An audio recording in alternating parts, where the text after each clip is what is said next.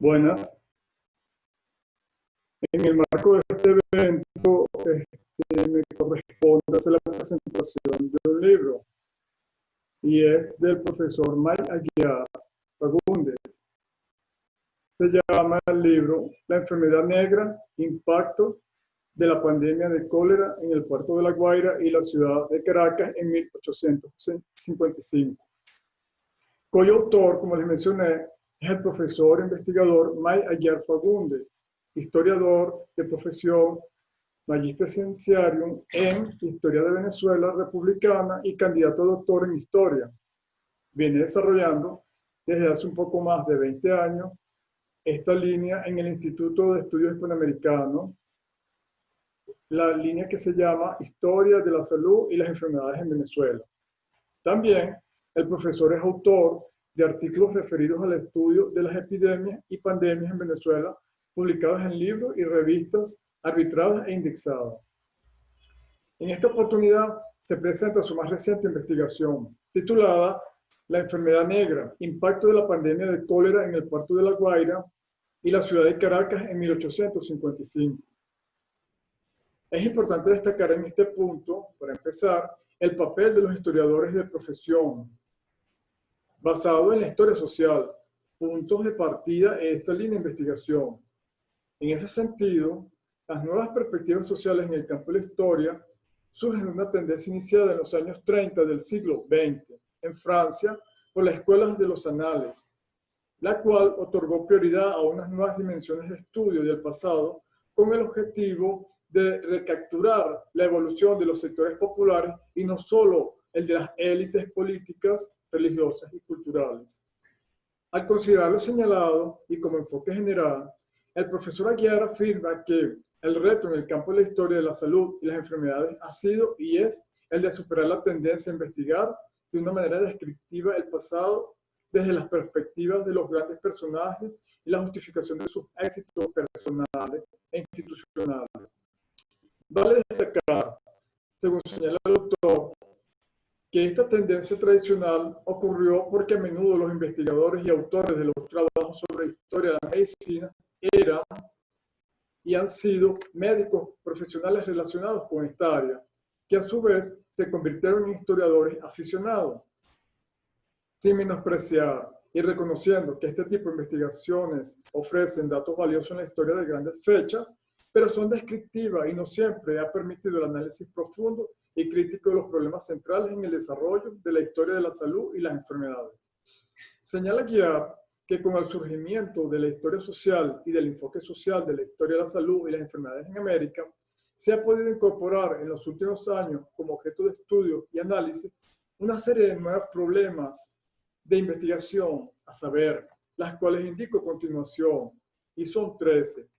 El impacto de la salud pública en el trabajo en las mujeres y en grupos minoritarios, el rol sanitario de enfermeras y parteras empíricas, las tendencias de morbilidad y mortalidad por clase social, la percepción y la contextualización social de la enfermedad, la relación entre la medicina y la salud pública, la ideología política y la salud, la enseñanza de la salud pública, la medicina social, el papel social y político del hospital y del impacto de la teoría del germen de la enfermedad, el imperialismo, la medicina tropical y las campañas sanitarias, el control de enfermedades transmisibles sexualmente y el control social, el papel del gobierno y de los movimientos populares en la salud pública, los cambios en la conceptualización de la salud y de la enfermedad, y finalmente el impacto político, social y médico de los sistemas sanitarios y de salud. Aguiar enfatiza que durante las últimas décadas se ha originado un gran interés por los estudios históricos sobre salud y la enfermedad, que ha venido experimentando una renovación tanto a nivel temático como conceptual y metodológico. En cuanto al primero, dice, se quiere destacar la atención que se viene prestando actualmente al estudio de otras enfermedades, entre ellas la epidémica, endémica, degenerativa, carencial, laborales, y no solo las grandes epidemias, como había sido hasta hace algunos años.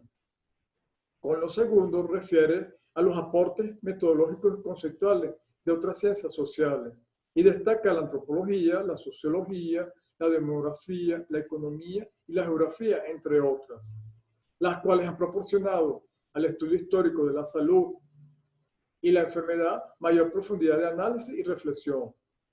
Y todo esto ha tenido como consecuencia el surgimiento de una nueva historiografía, donde lo más importante, desde su punto de vista, ha sido la superación del enfoque histórico-médico que tenían dichos estudios. El periodo en que se enmarca este libro que se está presentando nos ofrece un panorama confuso y difícil de estudiar, pero a la vez muy interesante, debido a que el país en ese tiempo, estamos hablando mediados del siglo XIX, 1855, se encontraba envuelto en conflicto entre liberales y conservadores. Era la lucha por el poder político. Se debe recordar que a finales de la década de los 50 del siglo XIX se desató una muy violenta y hostil guerra, superada únicamente por la Guerra de Independencia, y es llamada por la historiografía venezolana como la Guerra Federal. Este libro cuenta con una exhaustiva revisión documental iniciada en el Archivo General de la Nación, Generalísimo Francisco de Miranda, ubicado en el Foro Libertador, en la ciudad de Caracas. Allí, el autor consultó las secciones de Interior y Justicia, Provincia de Caracas, Hacienda Pública y Guerra Marina.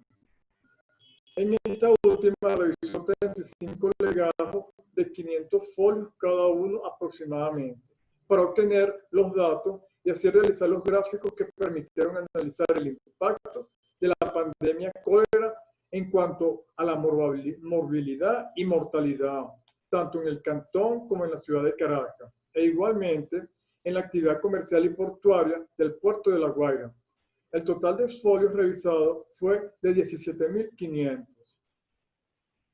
El libro de Aguiar señala que, vale destacar, que durante el siglo XIX se desarrollaron grandes epidemias y pandemias de distintos orígenes.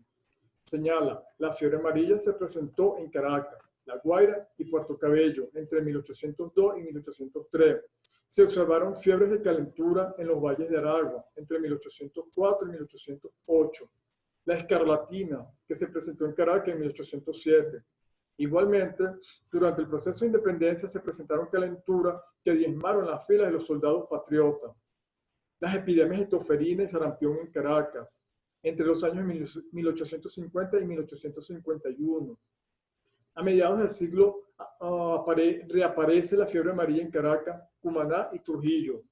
Hubo epidemias de fiebre amarilla en Valera en los años de 1853 y 1894, Sabana Mendoza, 1887 y 1888, en la ciudad de Trujillo en los años de 1877, 1894 y 1895, en Betijoque en 1888, 1889 y 1894, circunscrita a brotes en determinadas localidades. Por último, y no menos importante, estaba la viruela, que estuvo presente a lo largo del siglo XIX. Se contabilizaron más de 35 brotes epidémicos en más de 20 poblaciones afectadas. Se destacaron, entre otras, la ciudad de Valencia en 1898. Y para muchos historiadores ha sido quizá la más intensa registrada en ciudad alguna. Se presentaron aproximadamente más de 6.000 casos fatales con un índice de mortalidad del 29%. Las razones que motivaron al autor a seleccionar esta enfermedad como objeto de estudio radicó principalmente a que enfermedades como el cólera, entre otras, cuando se presentan de manera epidémica o pandémica, generaban patología cuyo estudio facilita comprender las variantes de fenómenos como la enfermedad y la muerte, así como su relación con los componentes sociales, políticos, económicos y culturales. Enfermedades como el cólera se le reconoce una estrecha relación con las condiciones de vida y particularmente con las condiciones higiénicas del espacio físico y de sus habitantes. Es así que este libro está dividido en 4 interesantes capítulos. En el primero, titulado El balance historiográfico sobre la salud y las enfermedades en Venezuela.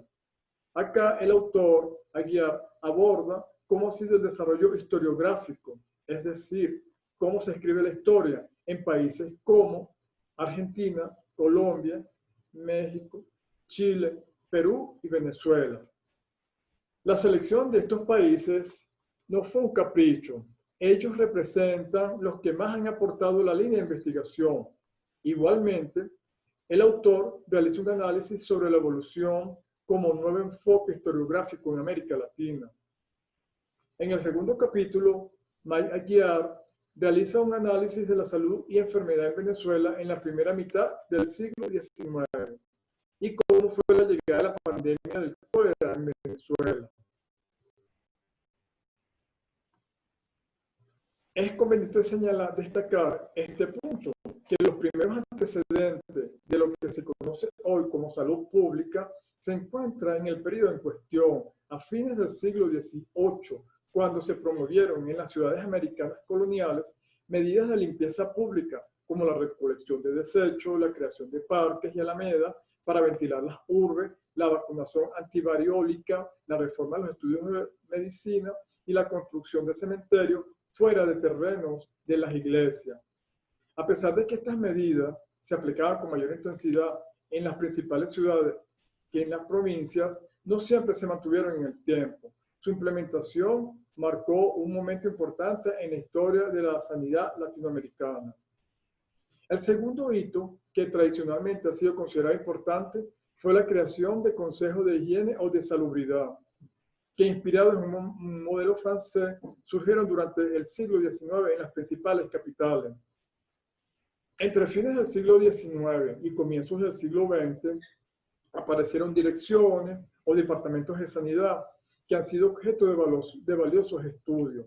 Estos organismos estuvieron o aspiraron a tener un alcance nacional, a centralizar toda actividad del Estado referida a la salud pública y estaban afiliados a ministerios de instrucción o del interior y ocasionalmente a los de agricultura o comercio.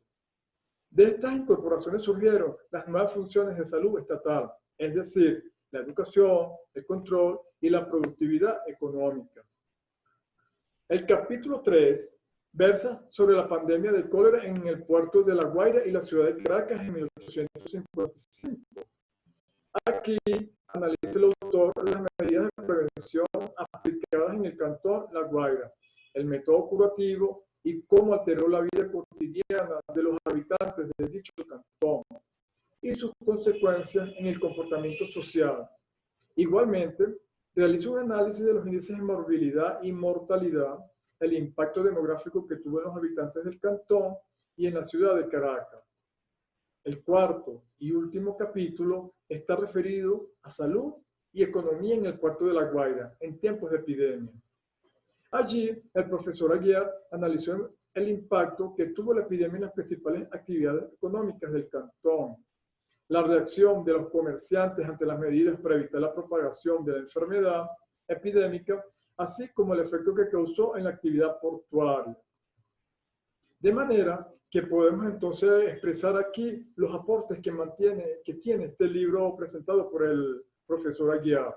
Entre ellas podemos mencionar, en primer lugar, la salud y la enfermedad han sido realidades que han estado presentes en la humanidad.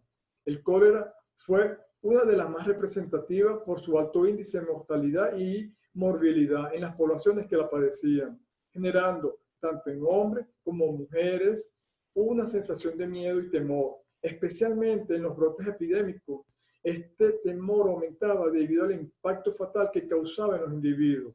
De allí la importancia y la necesidad de que este tipo de investigación dé una gran inquietud entre las comunidades de especialistas, a saber, entre ellos médicos, antropólogos, sociólogos e historiadores, y que de forma transdisciplinaria se complementen para la obtención de resultados satisfactorios en el crecimiento del conocimiento, de los efectos de las enfermedades en una población y la época en que se presenta.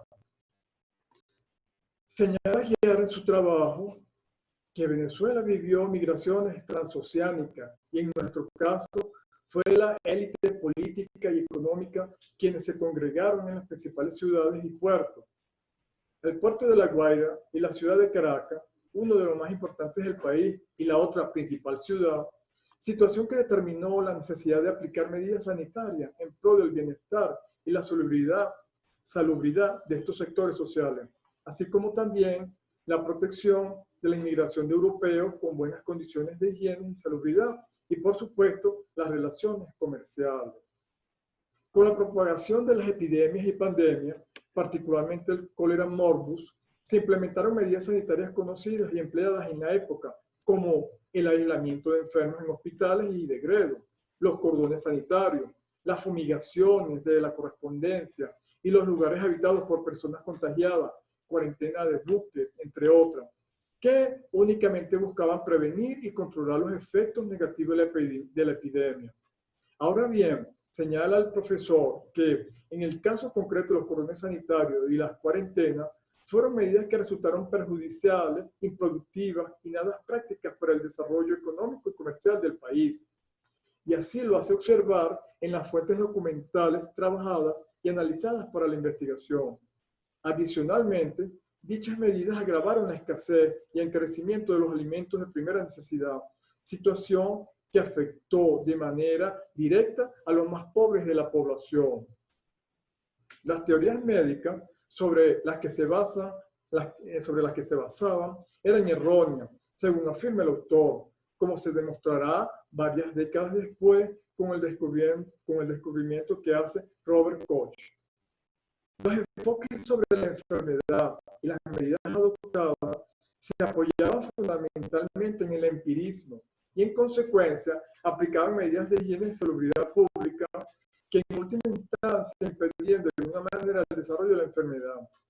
Igualmente, quedó claro que las autoridades no estaban preparadas para enfrentar una epidemia de tal magnitud y puso en relieve la inexperiencia para enfrentar a semejante calamidad.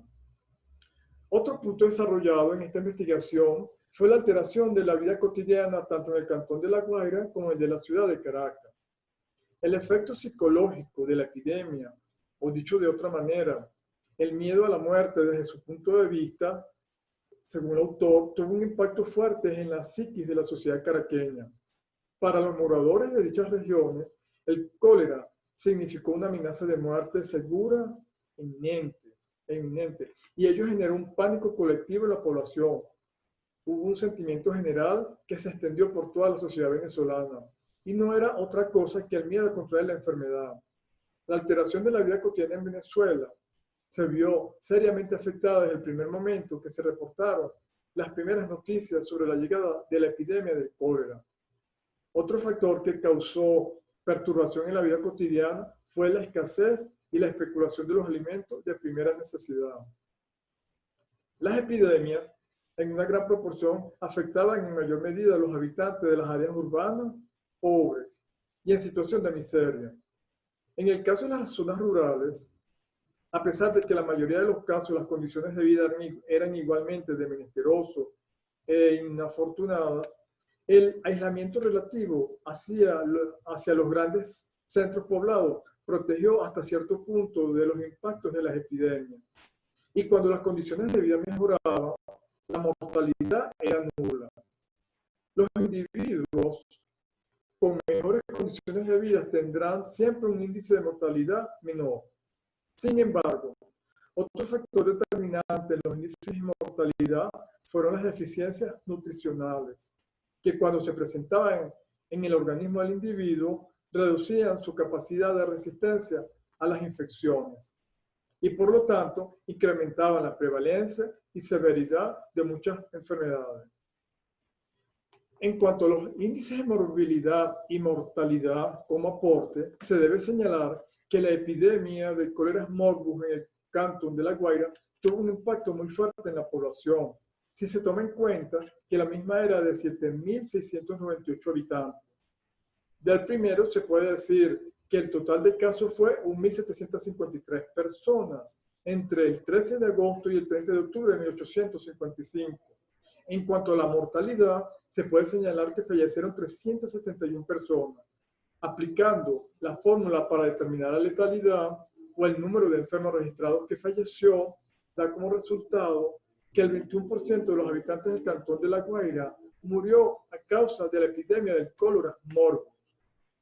En el caso del cólera en la ciudad de Caracas, durante la epidemia del año de 1855, a juzgar por su comportamiento y por la forma como se sepultaron a las personas, según determina el autor, ello da a entender a qué clase social pertenecieron. Se debe recordar que el total de fallecidos por cólera en la ciudad fue de 1.113 personas, con una tasa de letalidad del 25%, de los cuales 739 fueron sepultados en la zanja de Sabana del Blanco. La intención era más de medida profiláctica y no tenía ningún protocolo religioso. Sin embargo, del total de fallecidos, 374 fueron enterrados fuera de la zanja. Y esto lleva a confirmar que los únicos que podían saltarse la medida de no enterrar en la zanja eran las personas pertenecientes a las grandes familias adineradas que habitaban en la ciudad de Caracas, según el autor, y que poseían los recursos económicos suficientes como para pagar lo que fuera necesario, con tal de evitar una sepultura inhumana y, como dirían en la época, muy poco cristiana. Señores, por su atención, muchísimas gracias.